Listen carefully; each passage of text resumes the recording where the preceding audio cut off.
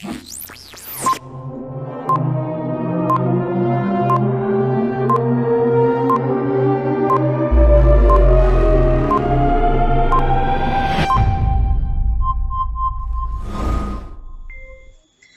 pagi anak-anak, kita bertemu lagi hari ini.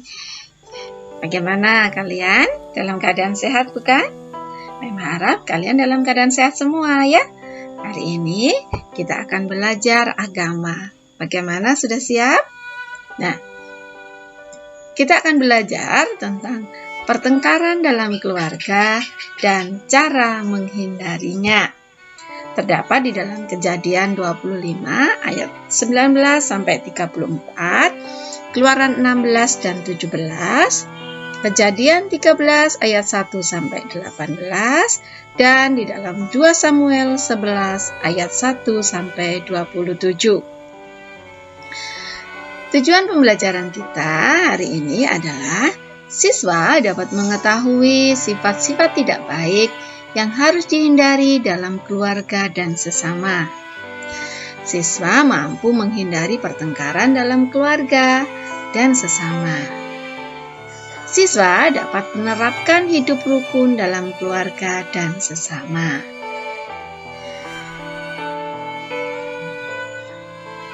Dalam keluarga, seringkali kita melakukan hal-hal yang menyakiti saudara kita atau orang tua kita.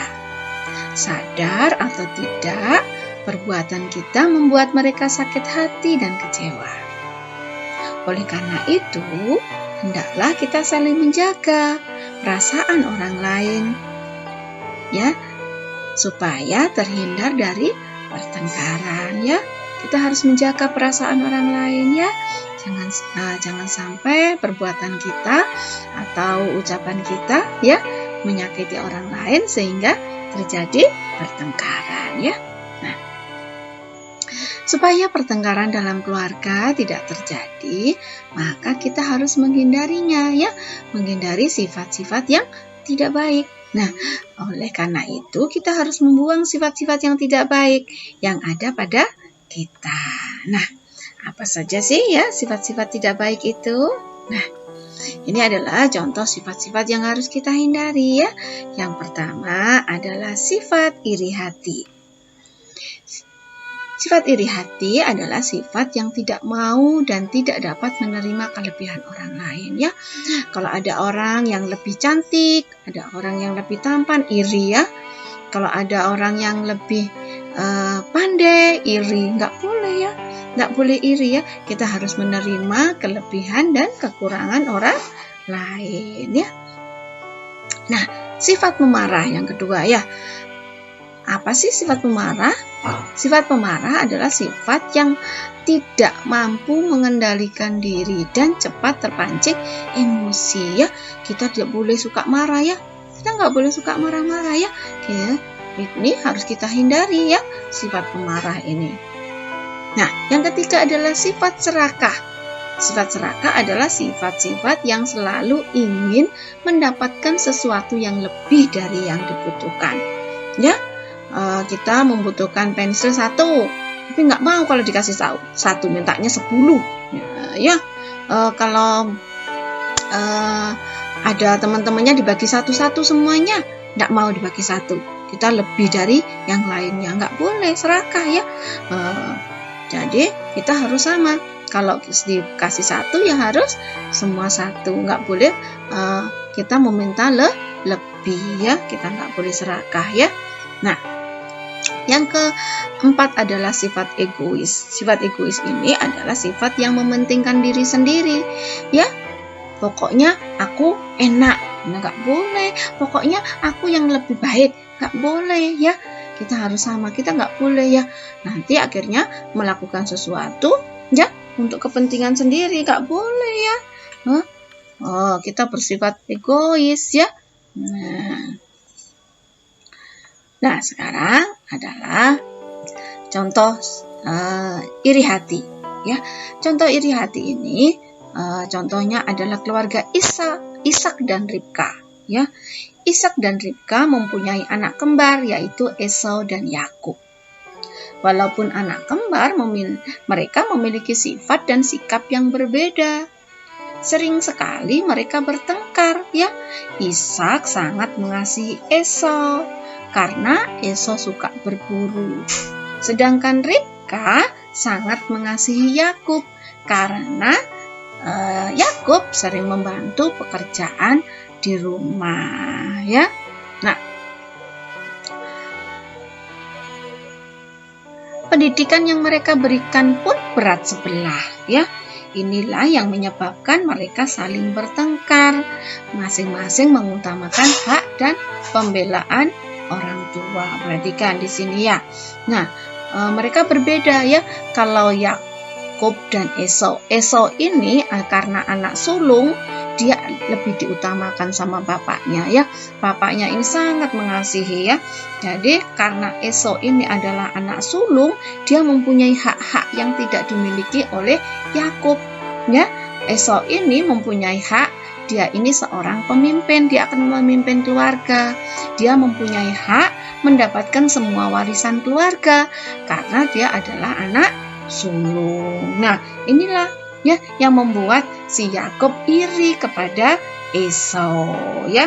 Nah, sedangkan Yakub tidak memiliki itu, ya, sehingga Yakub iri. Nah, akhirnya Yakub menukar hak kesulungan kakaknya dengan semangkuk sup kacang merah, ya. Pada saat Esau datang capek, nah dia melihat Yakub mempunyai sup kacang merah. Akhirnya dia akhirnya ditukarlah hak kesulungan itu dengan sup kacang merah, ya. Karena si Esau tidak mengabaikan hak kesulungan itu, ya. Akhirnya dia mengganti hak kesulungan itu dengan sup kacang merah. Nah, akibat iri hati inilah timbul pertengkaran, ya. Akhirnya si Yakub dan Esau bertengkar, ya, sehingga mengakibatkan mereka harus berpisah. Masing-masing mempunyai akar kepahitan dalam hati masing-masing, ya. Si Esau dendam sekali kepada Yakub karena Yakub telah merebut hak kesulungan, ya. Yakub telah diberkati orang tua bapaknya, ya, menjadi anak sulung. Dan di hati Yakub juga ada ketakutan, ya. Nggak enak kan? Dendam nggak enak, menyakiti hati. Takut pun juga nggak enak. Inilah akibat dari iri hati, ya. Nah, selanjutnya adalah sikap pemarah, yaitu contohnya adalah bangsa Israel ketika di padang gurun. Mereka bersungut-sungut kepada Tuhan dan marah kepada Musa bila keinginan mereka tidak terpenuhi. Kemarahan bangsa Israel menyebabkan mereka merasa tidak diberkati Tuhan. Padahal Tuhan sangat memberkati bangsa Israel, ya. Selalu menyayangi bangsa Israel, membebaskan mereka dari Mesir, ya, memberikan makanan yang enak-enak, ya, daging. Tapi karena bersungut-sungut sehingga di dalam hatinya tidak merasa berkatnya Tuhan itu berlimpah, ya. Jadi nggak enak kan kalau kita merasa seperti itu. Nah, ya. Nah, selanjutnya adalah sikap serakah. Nah, sikap serakah ini contohnya adalah gembala Lot dan Abraham yang memperebutkan padang rumput untuk makan ternak mereka, ya. Mereka ini, ya, para gembalanya ini serakah karena terlalu khawatir ternak mereka kurang mendapatkan makanan. Untuk menghindari pertengkaran, akhirnya Abraham meminta Lot memilih tanah untuk tempat tinggal, ya. Lot pun memilih tanah yang subur di tepi sungai Yordan di daerah Sodom dekat Gomora, ya.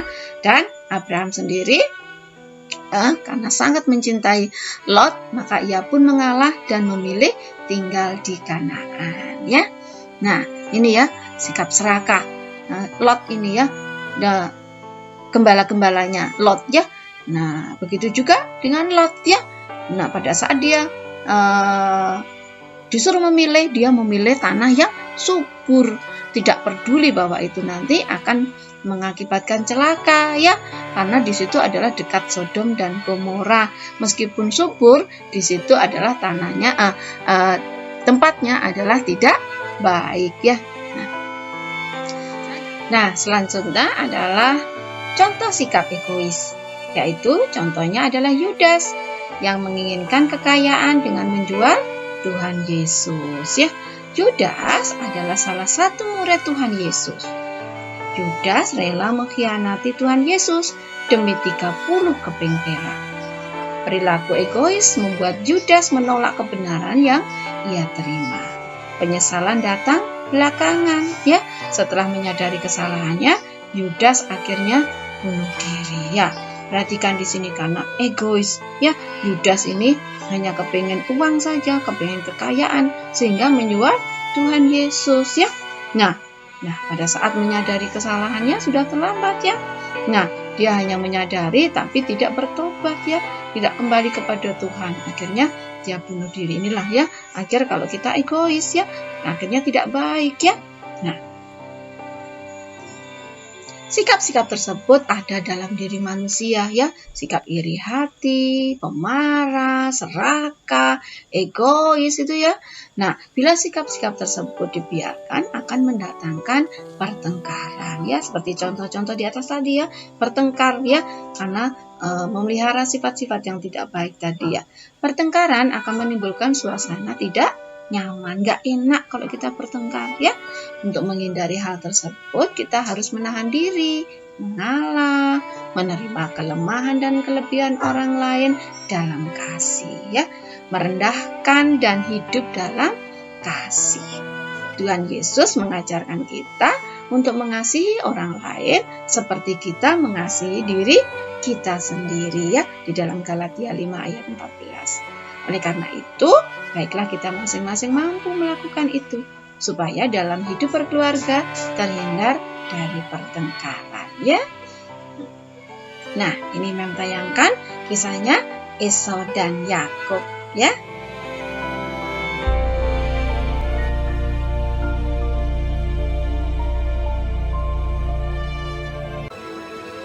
Abraham mencapai umur 175 tahun, lalu ia meninggal.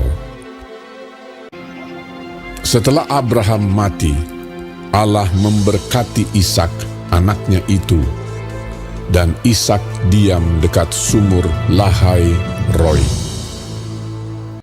Dan Ishak berumur 40 tahun ketika Ribka, anak Betuel, saudara perempuan Laban orang Aram itu, diambilnya menjadi istrinya. Berdoalah Ishak kepada Tuhan untuk istrinya, sebab istrinya itu mandul. Tuhan mengabulkan doanya, sehingga Ribka istrinya itu mengandung. Tetapi anak-anaknya bertolak-tolakan di dalam rahimnya, dan ia pergi meminta petunjuk kepada Tuhan. Firman Tuhan kepadanya, "Dua bangsa ada dalam kandunganmu, dan dua suku bangsa akan berpencar dari dalam rahimmu. Suku bangsa yang satu akan lebih kuat dari yang lain, dan anak yang tua akan menjadi hamba kepada anak yang muda." Ishak berumur 60 tahun pada waktu mereka lahir. Memang anak kembar yang di dalam kandungannya. Keluarlah yang pertama, warnanya merah. Seluruh tubuhnya seperti jubah berbulu. Ia dinamai Esau. Keluarlah adiknya. Tangannya memegang tumit Esau. Ia dinamai Yakub. Lalu bertambah besarlah kedua anak itu. Esau menjadi seorang yang pandai berburu, seorang yang suka tinggal di padang. Ishak sayang kepada Esau, sebab ia suka makan daging buruan. Tetapi Yakub adalah seorang yang tenang, yang suka tinggal di kemah. Tetapi Ribka kasih kepada Yakub. Pada suatu kali, datanglah Esau dengan lelah dari padang. Yakub sedang memasak sesuatu. Kata Esau kepada Yakub, Berikanlah kiranya aku menghirup sedikit dari yang merah-merah itu, karena aku lelah. tetapi kata Yakub, Jualah dahulu kepadaku hak kesulunganmu. Bersumpahlah dahulu kepadaku. maka bersumpahlah ia kepada Yakub, dan dijualnyalah hak kesulungannya kepadanya. Sebentar lagi aku akan mati. Apakah gunanya bagiku hak kesulungan itu? Lalu Yakub memberikan roti dan masakan kacang merah itu kepada Esau. Ia makan dan minum, lalu berdiri dan pergi. Demikianlah Esau memandang ringan hak kesulungan itu. Nah, itu tadi adalah pelajaran kita hari ini ya. Semoga kalian mengerti dan memahami, bisa menghindari sifat-sifat yang tidak baik ya. Terima kasih, Tuhan memberkati, selamat belajar. Dah.